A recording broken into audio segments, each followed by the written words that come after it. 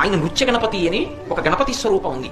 ఎందుకు నృత్యం చేస్తాడంటే ఒకనకొకప్పుడు చంద్రుడు తప్పు చేశాడు. ఆయన చంద్రలోకానికి వెడితే నేను అందంగా ఉంటాను, ఆయన బొద్దుగా ఉన్నాడు, మరుగుజ్జు రూపంలో ఉన్నాడని ఆయన చూసి నవ్వాడు.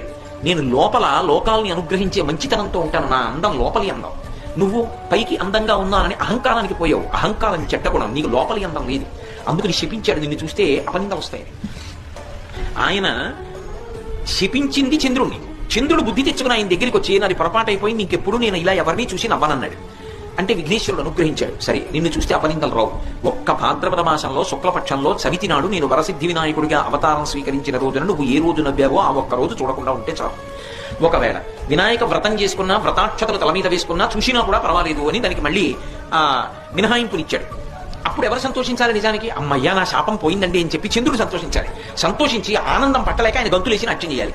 చంద్రుడు తప్పు తెలుసుకుంటే సంతోషించి గంతులేసి నాట్యం చేసిన వాడు ఎవరు?